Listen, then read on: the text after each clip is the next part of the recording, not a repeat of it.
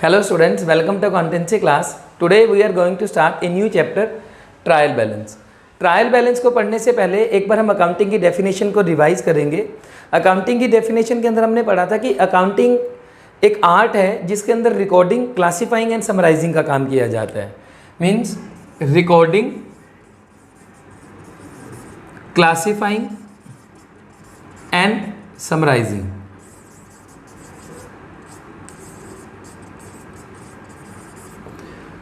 Accounting की definition के अंदर हमने पढ़ा था कि अकाउंटिंग के अंदर अकाउंटिंग एक आर्ट है जिसके अंदर रिकॉर्डिंग, क्लासीफाइंग एंड समराइजिंग का काम किया जाता है. मींस ट्रांजैक्शन और इवेंट्स को सबसे पहले रिकॉर्ड किया जाता है, आफ्टर देन उनको क्लासीफाई किया जाता है, आफ्टर देन समराइज किया जाता है. तो रिकॉर्डिंग का काम हम करते थे जर्नल और सब्सिडरी बुक्स के अंदर. जर्नल और सब्सिडरी बुक के बारे में हम अच्छे से पढ़ चुके हैं. इनके हमने अच्छे से फॉर्मेट पढ़े. हमने सीखा कि ट्रांजैक्शंस को जर्नल बुक के अंदर और सब्सिडरी बुक्स के अंदर किस तरीके से रिकॉर्ड किया जाता है. तो रिकॉर्डिंग इन द सेंस जहां हम सब ट्रांजैक्शन को नोट करते हैं. तो जर्नल और सब्सिडरी बुक के अंदर रिकॉर्डिंग का काम किया जाता है. रिकॉर्डिंग का काम कंप्लीट होने के बाद हम ट्रांजैक्शंस को क्लासीफाई करते हैं. क्लासीफाई हम किसके अंदर करते हैं? लेजर के अंदर. तो लेजर के बारे में भी हमने अच्छे से पढ़ा. तो पहले आप क्या करते हैं? जर्नल के अंदर ट्रांजैक्शन को रिकॉर्ड करते हैं. रिकॉर्ड करने के बाद उनको क्लासीफाई करते हैं लेजर के अंदर. तो जर्नल और लेजर दोनों हमारी प्रिंसिपल बुक थी. अब क्लासीफाई करने के बाद, क्लासीफाई इन द सेंस हमने पढ़ा कि डिफरेंट अकाउंट्स ओपन किए जाते हैं. हर ट्रांजैक्शन का जो भी अकाउंट उससे क्रिएट हो रहा है, लेजर के अंदर सेपरेट अकाउंट बना के उनके अंदर ट्रांजैक्शन को पॉज कर दिया जाता है. लेकिन जर्नल और लेजर से हम किसी भी तरीके से किसी भी रिजल्ट पर नहीं पहुँचते. कौन से रिजल्ट? इन द सेंस कि एक तो हमें ये नहीं पता लगता कि जो हमने बुक्स बनाई हैं वो हमारी बुक्स सही भी हैं या नहीं, किसी तरीके के कोई उसके अंदर एरर तो नहीं है. या हमें बिजनेस की फाइनेंशियल पोजीशन चेक करनी है तो जर्नल और सब्सिडरी बुक्स और लेजर से हमें बिजनेस की फाइनेंशियल पोजीशन का नहीं पता लगता. ना ही हमें ये पता लगता है कि बिजनेस में कितना प्रॉफिट हुआ है, कितना लॉस है, कितने एक्सपेंसेस हैं, कितनी इनकम है. मतलब अगर हम टोटल करना चाहें तो टोटल कर सकते हैं, लेकिन अगर हम डायरेक्टली चेक करना चाहें कि पूरे साल में बिजनेस में कितने एक्सपेंसेस थे, बिजनेस की इनकम कितनी है, बिजनेस के एसेट्स कितनी है, लायबिलिटीज़ कितनी है, फिक्स एसेट कितनी है, फिक्स लायबिलिटीज़ कितनी है, अगर हमें इस तरीके से रिजल्ट पे पहुंचना है तो हम जर्नल और लेजर से नहीं पहुंच सकते. तो इसके बाद हम क्या करते हैं? अपने अकाउंट्स को समराइज करते हैं. समराइज का जो काम होता है वो मेनली होता है फाइनल्स अकाउंट के अंदर. मेनली वो होता है फाइनल अकाउंट में. Final account means financial statement. तो फाइनेंशियल स्टेटमेंट में हमारे पास आते हैं trading account, profit and loss account and balance sheet. तो इनसे हमें ये पता लग जाता है कि बिजनेस में आपकी फाइनेंशियल पोजीशन क्या है, बिजनेस में आपके प्रॉफिट्स कितने हैं, लॉसेस कितने हैं, इनकम कितने हैं. अब फाइनेंशियल स्टेटमेंट बनाने से पहले हमें ये पता होना चाहिए कि हमारी बुक सही भी है या नहीं. तो ये पता करने के लिए हम एक स्टेटमेंट तैयार करते हैं जिसे हम बोलते हैं ट्रायल बैलेंस. मतलब ट्रायल बैलेंस एक आपकी स्टेटमेंट है जिसके अंदर हम ये देखते हैं कि आपने जो अकाउंट प्रिपेयर कर रहे हैं, लेजर तक जो आपने अकाउंट प्रिपेयर कर रहे हैं वो एक्यूरेट हैं भी या नहीं. मतलब लेजर के बैलेंसेस से ट्रायल बैलेंस बनाया जाता है. तो एक स्टेटमेंट है ट्रायल बैलेंस जिसकी एक डेबिट साइड है और एक क्रेडिट साइड है. तो आप डेबिट और क्रेडिट उसके अंदर बैलेंसेस लिखते हैं. तो ट्रायल बैलेंस अगर हमारा मैच कर जाता है तो उससे हमें ये पता लग जाता है कि हमारी बिजनेस की फाइनेंशियल पोजीशन सही है. और ट्रायल बैलेंस की हेल्प से बनाए जाते हैं फाइनल अकाउंट. तो बेसिकली ट्रायल बैलेंस क्या चीज़ है? ट्रायल बैलेंस एक स्टेटमेंट है जिसके अंदर डेबिट और क्रेडिट बैलेंसेस लिखे जाते हैं. वो बैलेंसेस कहाँ से आते हैं? लेजर अकाउंट जो हमने बनाए थे, लेजर अकाउंट के जो बैलेंसेस हैं उनको ट्रायल बैलेंस के अंदर लिखा जाता है. तो उसके बेस पे हम ट्रायल बैलेंस एक जो स्टेटमेंट है वो तैयार करते हैं. तो ट्रायल बैलेंस बनाया क्यों जाता है?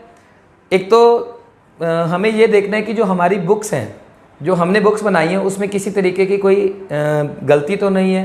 मतलब किसी तरीके की कोई गलती है तो उसको फाइंड आउट करके उसको ट्रायल बैलेंस को अच्छे से दोबारा से तैयार कर रहे हैं ताकि फाइनेंशियल स्टेटमेंट अच्छे से बनाए जा सके. फाइनेंशियल स्टेटमेंट की जो हम फाइनेंशियल स्टेटमेंट तैयार करते हैं उनकी हेल्प करता है ट्रायल बैलेंस. फाइनेंशियल स्टेटमेंट को बनाने के लिए ये हेल्पफुल है. बिजनेस में कोई अर्थमेटिकल एक्यूरेसी है उसको चेक करने के लिए ट्रायल बैलेंस बनाया जाता है. तो मेनली ट्रायल बैलेंस बनाने के ये पर्पस हैं. अब ट्रायल बैलेंस बनाया कैसे जाता है?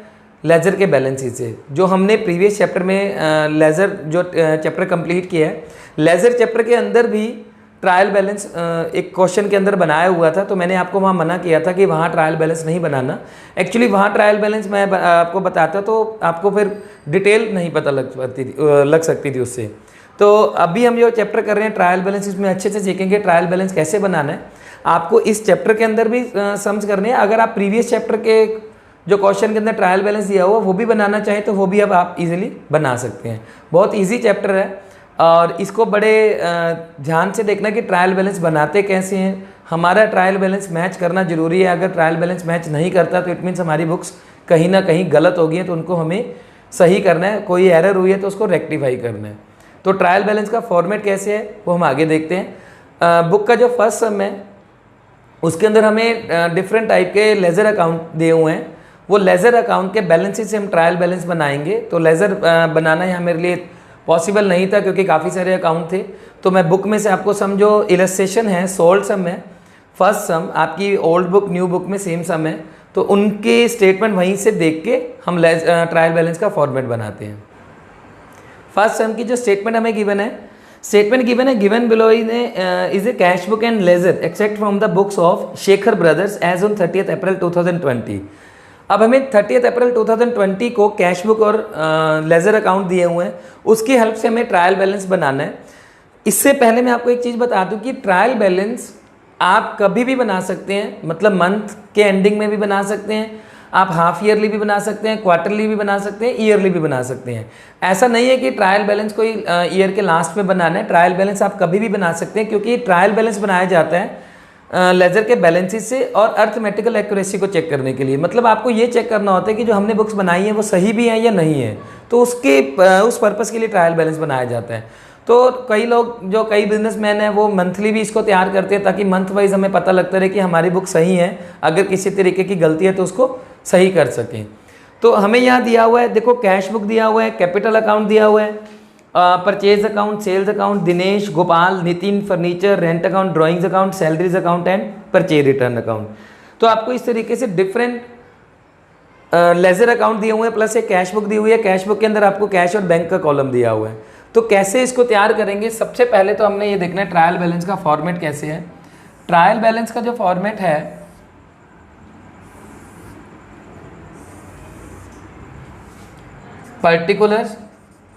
पर्टिकुलर्स में हम क्या लिखते हैं, names of accounts, name of accounts, जितने भी अकाउंट आएंगे वो यहाँ लिखने हैं। उसके बाद LF लेजर फॉलो, यहाँ आता है अमाउंट डेबिट और इधर अमाउंट क्रेडिट, ठीक है। ऊपर हम लिख देते हैं ट्रायल बैलेंस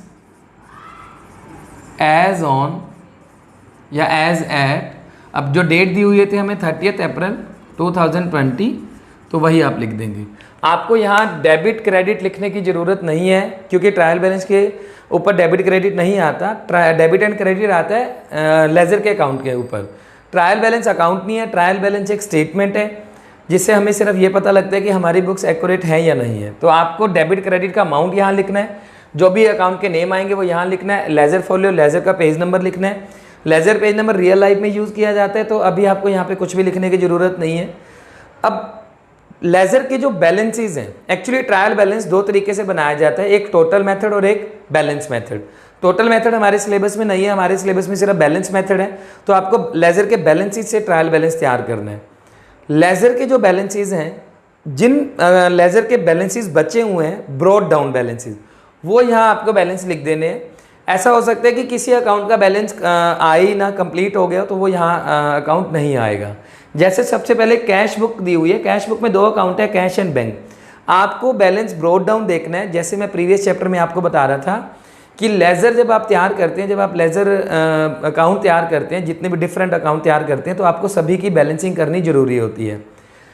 पर्सनल और नॉमिनल अकाउंट की, पर्सनल और रियल अकाउंट की। नॉमिनल अकाउंट की आपको बैलेंसिंग नहीं करनी होती। एक्चुअली में नॉमिनल अकाउंट की भी बैलेंसिंग की जाती है। उनको बैलेंसिंग जो उनकी की जाती है वो की जाती है ट्रेडिंग और प्रॉफिट एंड लॉस अकाउंट से। कुछ बच्चे डाउट भी ले रहे थे कि नॉमिनल अकाउंट की बैलेंसिंग क्यों नहीं करते, बुक में लिखा हुआ है कि ट्रेडिंग और प्रॉफिट एंड लॉस से करते हैं। एक्चुअली अभी आपको ट्रेडिंग और प्रॉफिट एंड लॉस अकाउंट के बारे में नहीं पता, हम आगे जाके पढ़ेंगे फाइनल स्टेटमेंट में। सेकेंडली ट्रेडिंग अकाउंट में कौन कौन सी आइटम्स आती हैं, कौन कौन से एक्सपेंसेस आते हैं, प्रॉफिट एंड लॉस में कौन कौन से एक्सपेंसेस आते हैं, तो पूरी डिटेल है। तो इसीलिए मैंने आपको अभी बोला था कि नॉमिनल अकाउंट की आपको बैलेंसिंग नहीं करनी, आपको सिर्फ बैलेंसिंग करनी है पर्सनल और रियल अकाउंट की। तो हमें इस सम के अंदर भी पर्सनल और रियल अकाउंट की टोटलिंग करके दी हुई है, टोटलिंग और बैलेंसिंग करके दी हुई है। तो जो बैलेंस ब्रोड डाउन है वो आपको उठाने हैं। मतलब जब आप लेजर अकाउंट तैयार करते हैं, लेजर अकाउंट बनाने के बाद पहले आप बैलेंस क्लोज करते हैं, क्लोज डाउन करने के बाद, कैरी डाउन करने के बाद आप बैलेंस ब्रोड डाउन लेके आते हैं। जो क्लोजिंग बैलेंस है उसको ओपनिंग बैलेंस लिखते हैं। तो जो बैलेंस ब्रोड डाउन है वो बैलेंसेस आपको यहाँ लिखने हैं। तो कैश का बैलेंस देखिए कितना दिया हुआ है, कैश और बैंक दोनों ही बैलेंस आपको डेबिट साइड में दिए हुए हैं टू बैलेंस ब्रोड डाउन। तो आपने यहाँ लिखना है cash account and bank account. जिनके बैलेंस ब्रोड डाउन है वही आएंगे, जिनके बैलेंस ब्रोड डाउन नहीं है वो अकाउंट यहाँ पे नहीं लिखने। मतलब वो अकाउंट कंप्लीट हो गया, उसका बैलेंस ही नहीं था तो वो यहाँ नहीं आएगा। तो कैश का बैलेंस दिया हुआ आपको 55,500, तो आप डेबिट वाला डेबिट में लिख देंगे और क्रेडिट में है ही नहीं तो छोड़ देंगे। ऐसे ही बैंक का भी बैलेंस डेबिट में दिया हुआ तो डेबिट में लिख देंगे, कोई बैलेंस क्रेडिट में आएगा तो उसको क्रेडिट में लिख देंगे।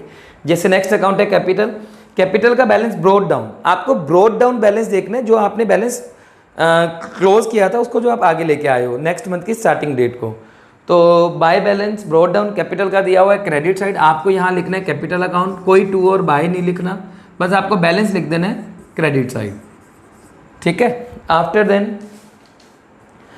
Then purchase account. अब परचेज अकाउंट का देखो कोई बैलेंस ही नहीं किया हुआ, क्योंकि परचेज अकाउंट नॉमिनल अकाउंट था, नॉमिनल अकाउंट की वजह से उसका बैलेंस नहीं किया हुआ। तो आपने क्या करना है, जो नॉमिनल अकाउंट है वो हमें पता है कि उसके अंदर एक्सपेंसेस और इनकम आते हैं। तो एक्सपेंसेस के अकाउंट आपको डेबिट में मिलेंगे और इनकम के अकाउंट आपको क्रेडिट में मिलेंगे। तो परचेज को हम एक्सपेंस लेके चलते हैं और उसका जो टोटल है वो सारा डेबिट साइड में पड़ा है, क्रेडिट साइड में कुछ है ही नहीं। नॉर्मली आपको डेबिट साइड ही ज़्यादा मिलेगी परचेज की, क्रेडिट में एक दो ही आइटम्स आती हैं, सब जो ट्रांजेक्शन रिकॉर्ड की जाती है परचेज अकाउंट के डेबिट में ही आती हैं, और परचेज आपका एक्सपेंस है तो वो डेबिट में आ जाएगा, ठीक है। तो परचेज अकाउंट का टोटल लिखेंगे, क्योंकि यहाँ बैलेंस नहीं था तो टोटलिंग कर लें आप कितनी है। टोटलिंग करते हैं तो 20,000 प्लस 470 वो 490 आ जाता है। तो आपने यहाँ लिखना है परचेज अकाउंट और 4,90,000। इसी तरीके से सेल्स का भी हमने टोटल नहीं किया था, बैलेंसिंग नहीं की थी, अब इसका टोटल क्रेडिट साइड में दिया हुआ है। तो टोटल करेंगे तो क्रेडिट साइड आ जाएगी, दोनों का टोटल करेंगे तो वो आ जाएगा 8,54,000। आफ्टर देन दिनेश का बैलेंस क्रेडिट दिया हुआ है तो आप यहाँ लिखेंगे दिनेश अकाउंट, इस तरीके से लिख देंगे, क्रेडिट साइड में 58,000। आफ्टर देन हमें दिया हुआ है गोपाल का बैलेंस देखिए किस साइड दिया हुआ है, डेबिट साइड। तो गोपाल अकाउंट आप डेबिट में लिख देंगे। कितना बैलेंस दिया हुआ है गोपाल का हमें 80,000, तो डेबिट साइड में आप लिख देंगे 80,000, ठीक है। नेक्स्ट नितिन अकाउंट है, नितिन का बैलेंस हमें कहाँ दिया हुआ है, डेबिट साइड में 50,000, तो आप यहाँ पे लिख देंगे नितिन अकाउंट, डेबिट साइड में 50,000। आफ्टर देन फर्नीचर का अकाउंट दिया हुआ है, फर्नीचर का बैलेंस हमें डेबिट साइड में, तो आप यहाँ पे डेबिट साइड में लिख देंगे फर्नीचर अकाउंट, कितना दिया हुआ है इसका बैलेंस 25,000। आफ्टर देन रेंट का बैलेंस दिया हुआ है, रेंट अकाउंट, लेकिन रेंट का बैलेंस नहीं किया हुआ, लेकिन रेंट एक्सपेंस है तो डेबिट साइड में लिखेंगे और डेबिट साइड में दिया हुआ है, तो रेंट अकाउंट आप लिख देंगे कितना 4,000। After then drawing account, debit side में बैलेंस दिया हुआ है, तो ड्राइंग्स आप कहाँ लिख देंगे, डेबिट में लिख देंगे 15,000, ठीक है। उसके बाद सैलरीज अकाउंट, ये भी डेबिट में आ जाएंगे, एक्सपेंसेस हैं और डेबिट में ही दिया हुआ है आपको 14,500। After then purchase return account, और परचेज रिटर्न अकाउंट ये क्रेडिट में दिया हुआ है हमें बैलेंस, तो purchase return account 2,500 credit side. Account के सामने इस तरीके से लिखते जाएंगे आप जो भी बैलेंस है। तो सारे बैलेंसेस कंप्लीट हो गए, परचेज रिटर्न का बैलेंस 2,000 दिया हुआ है, सारे बैलेंसेस हमने लिख लिए। इसके बाद आप इसकी टोटलिंग करेंगे दोनों साइड की। अगर आपका टोटल मैच कर जाता है तो सम सही है, अदरवाइज़ आपका सम गलत है। तो इस तरीके से हमारा जो टोटल है वो मैच कर जाता है। अगर आपका टोटल मैच कर जाता है तो सम सही है, अदरवाइज़ गलत है। अब देखो दोनों साइड हमारी मैच कर रही है, इसका मतलब जो हमने बुक्स बनाई थी वो हमारी बुक्स सही हैं।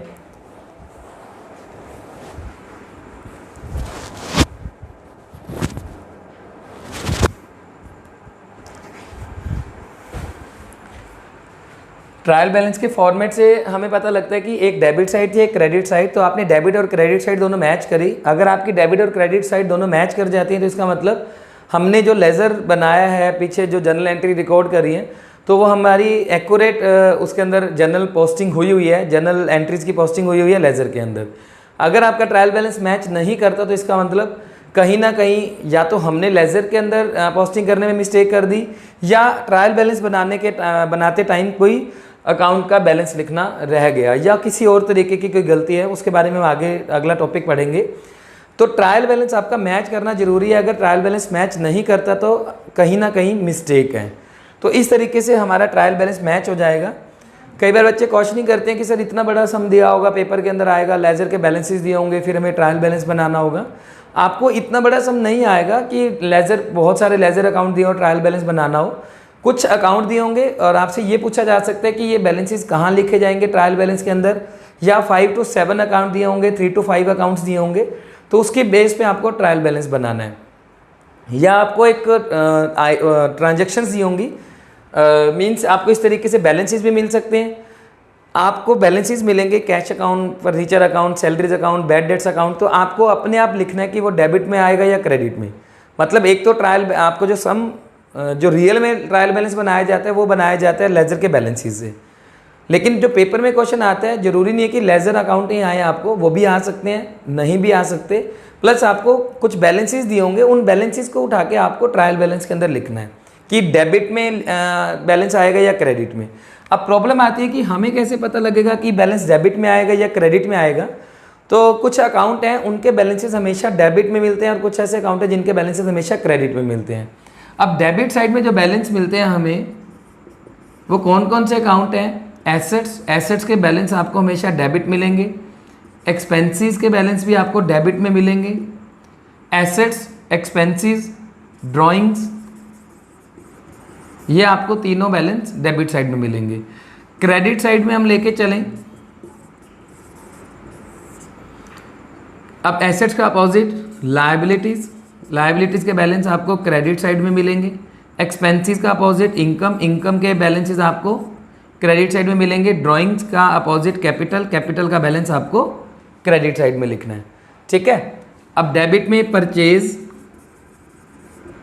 तो क्रेडिट में सेल्स, मतलब परचेज का बैलेंस डेबिट में, सेल्स का बैलेंस क्रेडिट में। अब परचेज का opposite purchase return credit side, और परचेज रिटर्न का अपोजिट सेल्स रिटर्न, ये डेबिट साइड। सेल्स रिटर्न को हम लोग रिटर्न इनवर्ड भी बोल देते हैं,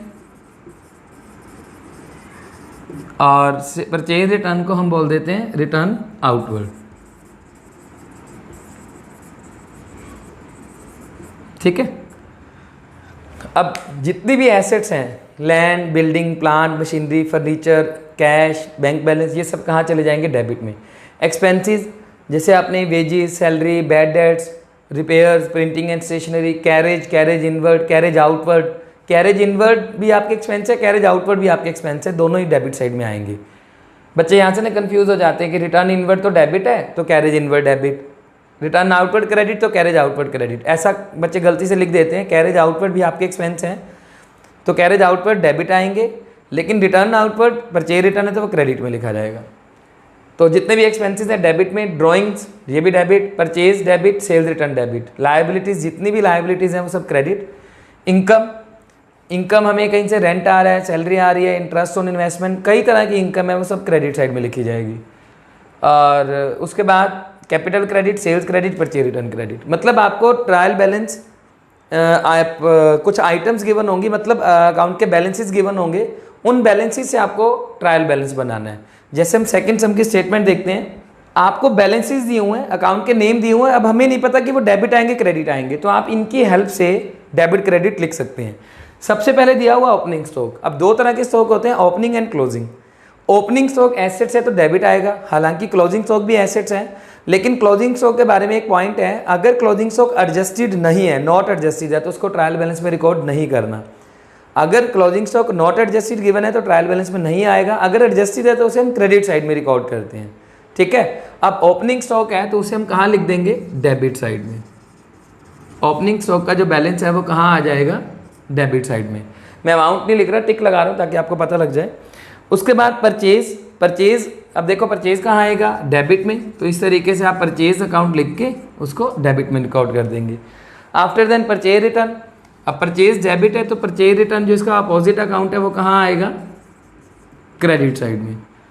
उसके बाद सेल्स अकाउंट, अब परचेज डेबिट तो सेल्स क्रेडिट, ठीक है, इस तरीके से ये बैलेंस दिया हुआ है। आफ्टर देन रेंट, अब रेंट कहाँ आ जाएगा, डेबिट साइड, सैलरीज, रेंट ये भी डेबिट, सैलरीज ये भी डेबिट, क्योंकि ये सब आपके एक्सपेंसेस हैं। एडवर्टीजमेंट एक्सपेंसेस ये भी एक्सपेंसेस हो गए, डेबिट, जितने भी एक्सपेंसेस हैं वो सब कहाँ आएंगे, डेबिट साइड। तो इस तरीके से आपको ये बैलेंसिंग लिखते जाना है और लास्ट में ट्रायल बैलेंस का टोटल करना है, उसको मैच करना है। आफ्टर देन एडवर्टीजमेंट हमने लिख ही लिया, डेबिट में। कमीशन रिसीव्ड, इनकम है तो क्रेडिट में कमीशन रिसीव्ड लिख के क्रेडिट में बैलेंस लिख देंगे। डिस्काउंट क्रेडिट, फर्नीचर एसेट्स है डेबिट, मशीनरी एसेट्स है तो डेबिट, डेटर एसेट है डेबिट, क्रेडिटर्स, ये देखो ये डेबिट क्रेडिट बैलेंस नहीं दिए हुए, हमें अपने आप लिखना है कि डेबिट और credit. Creditors liability credit, bill receivable assets होती हैं तो डेबिट, बिल्स पेबल लायबिलिटी है credit, cash in hand debit, bank overdraft liability है credit, interest on overdraft, bank overdraft liability है उसका इंटरेस्ट डेबिट में आ जाएगा, बैंक ओवरड्राफ्ट क्रेडिट तो उसका इंटरेस्ट डेबिट, इन्वेस्टमेंट दी होती तो डेबिट, इन्वेस्टमेंट का interest credit, capital credit, drawing debit, input CGST SGST ये दोनों डेबिट में आ जाएंगे और आउटपुट सीजीएसटी एसजीएसटी क्रेडिट में, क्योंकि परचेज के साथ इनपुट लगता है, परचेज डेबिट तो इनपुट भी डेबिट, सेल्स क्रेडिट तो आउटपुट भी क्रेडिट। तो इस तरीके से फिर जब हम इसको टोटल करेंगे तो टोटल हमारा मैच कर जाएगा 2,58,400। तो दोनों साइड सेम है, तो इसका मतलब हमारी जो बुक्स हैं वो सही हैं। थर्ड सम देखते हैं। थर्ड सम में भी हमें इसी तरीके से सब आइटम्स दी हुई हैं। स्टॉक गिवन है, opening stock debit side, purchase debit, sales credit, carriage inward debit, carriage outward debit, return inward debit, return outward क्रेडिट, डेटर डेबिट, क्रेडिटर क्रेडिट, ये सब इन बैलेंसेस को देख के हम लिख सकते हैं, ठीक है। बैड डेट्स एक्सपेंस हैं डेबिट, लॉस अगर हम लेके चलें लॉसेस डेबिट हो जाएंगे, एक्सपेंसेस और लॉसेस जैसे हम नॉमिनल अकाउंट में पढ़ते थे, debit all the expenses and losses, credit all the income and gains. उसके बाद stationery debit, insurance debit, wages and salaries debit, investment debit, interest on investment credit आ जाएगा, cash and bank balance debit, premises debit, fixtures debit, miscellaneous expenses debit, miscellaneous income credit. Fixture होते हैं, premises होती है building, fixtures होते हैं जैसे furniture का पार्ट है, फर्नीचर एंड फिटिंग्स, तो वो आपकी asset and debit. Loan from ICICI bank, आपने लोन लिया हुआ है, लायबिलिटी है क्रेडिट, इंटरेस्ट उसके ऊपर दिया हुआ है वो debit. Capital credit, proprietor withdrawal ये ड्राइंग अकाउंट होता है तो debit, computer debit, goodwill debit. Stock on 31 मार्च 2018 ये क्लोजिंग स्टॉक है, इसके ब्रैकेट में लिखा हुआ नोट एडजस्टेड, नोट एडजस्टेड है तो ये बैलेंस ट्रायल बैलेंस के अंदर नहीं आएगा, ठीक है। उसके बाद input CGST debit, output CGST credit. तो इस तरीके से आपको समझ करने हैं। फोर्थ सम में भी हमें बैलेंसेस दिए हुए हैं, उन बैलेंसेस से हमें ट्रायल बैलेंस बनाना है। तो आपको बैलेंसेस जो दिए होंगे उनकी हेल्प से ट्रायल बैलेंस बनाना है।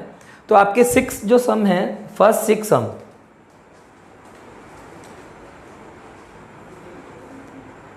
फर्स्ट 6 सम में तो आपको यही दिया हुआ है कि बैलेंसेस दिए हुए हैं, बैलेंसेस की हेल्प से आपको ट्रायल बैलेंस तैयार करना है। बड़ा इजी सा चैप्टर है, बस आपको या तो लेजर के अकाउंट दिए होंगे उनसे ट्रायल बैलेंस बनाना है या बैलेंसेस दिए होंगे उनकी हेल्प से ट्रायल बैलेंस बनाना है।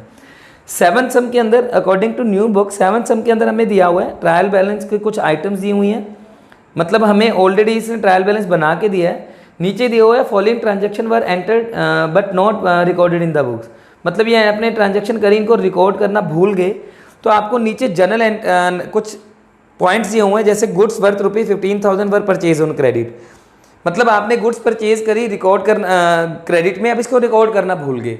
तो अगर आपने कुछ ऐसा हो जाता है कि हमने ट्रायल बैलेंस प्रिपेयर कर लिया और बाद में हमें कुछ एडजस्टमेंट दी हुई थी, अब बुक्स में रिकॉर्ड नहीं करी हुई, तो आप क्या करेंगे, पहले उनके लेजर अकाउंट बनाएंगे, फिर जो लेजर के बैलेंसेज आप तैयार करते थे opening balance ledger brought down, तो वो बैलेंस फिर आप लेजर के ट्रायल बैलेंस के अंदर लिख देंगे। मतलब ऑलरेडी आपको ट्रायल बैलेंस दिया हुआ है और कुछ ऐसी ट्रांजैक्शन थी रिकॉर्ड करना भूल गए, तो आप पहले उनसे जनरल एंट्री बना के लेजर अकाउंट बनाएंगे, जैसे ये जनरल दी हुई है, फिर लेजर के जो बैलेंसेस आएंगे उनको ट्रायल बैलेंस के अंदर लिख देंगे। तो वो बैलेंसेस आपके लिखे जाएंगे। लेकिन इसके अंदर आपको क्या करना है, जैसे परचेज अकाउंट बनाएंगे पहले, तो परचेज का ऑलरेडी आपको बैलेंस दिया हुआ है 11,20,000। तो जो ट्रायल बैलेंस आपको दिया हुआ है, पहले आप क्या करेंगे, वो ट्रायल बैलेंस का जो बैलेंस है वो ओपनिंग बैलेंस हो जाएगा। उसके बाद जैसे आपने गुड्स परचेज की, गुड्स परचेज ऑन क्रेडिट, किससे परचेज किए हैं, नेम नहीं लिखा हुआ तो हम एंट्री करेंगे परचेज टू क्रेडिटर। तो पहले आप मतलब परचेज टू क्रेडिटर है तो दो अकाउंट बनेंगे, एक परचेज अकाउंट एक क्रेडिटर अकाउंट। तो परचेज अकाउंट का जो बैलेंस दिया हुआ है ट्रायल बैलेंस हमें 11,20,000 अगर आप देखेंगे तो वो ओपनिंग बैलेंस आएगा, डेबिट में लिखा जाएगा क्योंकि परचेज डेबिट में बैलेंस दिया हुआ है। क्रेडिटर का अकाउंट बनाएंगे तो क्रेडिटर का बैलेंस क्रेडिट में दिया हुआ है, कितना दिया हुआ ओपनिंग बैलेंस 2,50,000।